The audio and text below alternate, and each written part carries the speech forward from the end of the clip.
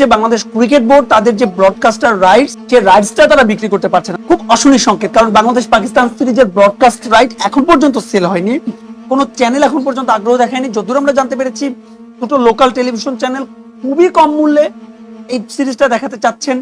সবকিছু মিলিয়ে অশনি সংকেত বোধহয় ক্রিকেটাররা শুনতে পান কিংবা নাই পান, সে ডাকটা বোধহয় এসে গেছে। মামুন, নিজেকে খাটো করা বা তাকে নিচু নামানো আমাদের কাজ না। আমরা আসলে যেটি আমরা দেখি বা যেটি আমরা বুঝি বা আমরা যারা স্পেশালিস্ট আছে তাদের কাছ থেকে যে জিনিসগুলো জানতে পারি সেই বিষয়গুলো বলার চেষ্টা করি। এবং তাওহিদের এই বিষয়টা নিয়ে আমরা আগেও বলেছি, এখনো বলছি, তাওহিদের অফ স্টাম্পের একটু বাইরের বল খেলতে বারবার সমস্যা হচ্ছে এবং সেটা আজকেও প্রমাণিত হয়েছে এবং নিশ্চয়ই তাওহিদ আশা করি সেটা নিয়ে কাজ করবেন। অনেক ক্রিকেটারের সাথে কথা বলেছি, তারা বলেন যে ভাই কাজ করছে এটা নিয়ে, অনেক ইমপ্রুভ করছে। আমাদের দেশের যে লোকাল কোচরা আছেন তাদের সাথে প্রতিনিয়ত কাজ করেন। কালকে নাইম বলছিলেন যে তিনি কোথায় কোথায় কাজ করছেন, ভ্যারিয়েশন আনছেন। আমার মনে হয় প্রতিটা ক্রিকেটারই কাজ করেন, কিন্তু দিন শেষে আসলে সেগুলো কেন জানি প্রতিফলন আমরা দেখতে পাচ্ছি না। আপনি মামুন যত ভালো ছাত্রই হন না কেন, আপনার পরীক্ষার খাতায় যদি আসলে শেষ পর্যন্ত মার্কটা না ওঠে না, আপনি যত ভালো ছাত্রই হন না কেন সেই ছাত্রের কোনো দাম নেই। তবে আলাদা করে বললে একজনের ব্যাটিং আমার কাছে খুবই পজিটিভ মনে হয়েছে, যদিও তার ব্যাটিং স্ট্রাইক রেট 120-এর বেশি না। মেহেদী হাসান মিরাজের কথা, বোধহয় মিরাজের ওই ইনিংসটা যদি না হতো বাংলাদেশ দল এই 150 রানটা ক্রস করতে পারতো না। যদিও না শামীম পাটোয়ার একটা ক্যামিও ছিল, দুটো ছক্কা ছিল। মিরাজের ব্যাটিংটা নিয়ে কি বলবেন? আমরা ম্যাচ শুরুর আগে কথা বলছিলাম মেহেদী হাসান মিরাজ না শাক মাহেদী, শেষ পর্যন্ত মিরাজের ব্যাটিংটা নিয়ে কি বলবেন?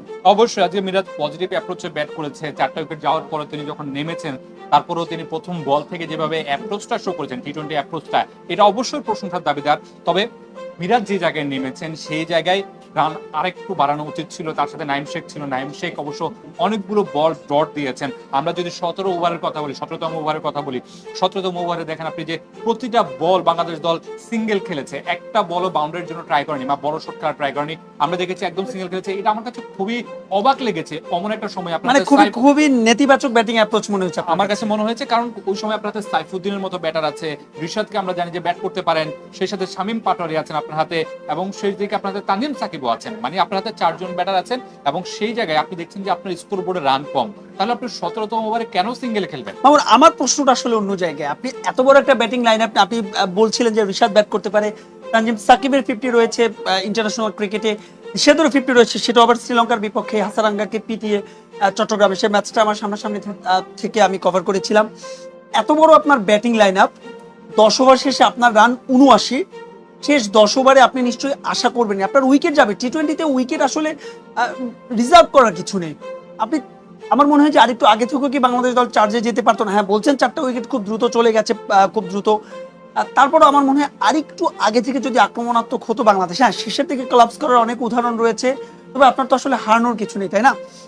সবকিছু মিলিয়ে বাংলাদেশের জন্য কঠিন চ্যালেঞ্জ অপেক্ষা করছে, একটা ব্যাট প্যাচের মধ্যে দিয়ে যাচ্ছে। আমরা বারবারই যখন আলোচনা করছিলাম বলছিলাম যে ক্রিকেটার অশনি সংকেতটা শুনতে পান কিনা, ব্র্যান্ড ভ্যালু আসলে ক্রিকেটের কমেছে। সবচেয়ে বড় উদাহরণ হচ্ছে বাংলাদেশ ক্রিকেট বোর্ড তাদের যে ব্রডকাস্টার রাইটস, যে রাইটসটা তারা বিক্রি করতে পারছে না। যদিও আজকে প্রেস কনফারেন্সে আপনি নিজেও ছিলেন, বিসিবির যে 2 জন পরিচালক মাহবুবা নাম এবং ইফতেখার মিঠু, তারা খুব সুকৌশলে বিষয়টি এড়িয়ে গিয়েছেন। তারা বলছেন তারা সিরিজ বাই সিরিজ করতে চান, কিন্তু বাস্তবতা হচ্ছে আপনার যখন তারকা ক্রিকেটার নেই, আপনি যখন একটার পর একটা ম্যাচ হারবেন, ম্যাচ হারতেই পারে। টটেনহ্যাম অনেক বছর কোনো ট্রফি জেতেনি, টটেনহ্যামের খেলা, তারপরও তাদের দর্শকরা একেবারে ফুল হাউস থাকে। লিভারপুল প্রায় 2 দশক ইংলিশ প্রিমিয়ার লিগের শিরোপা জিতেনি।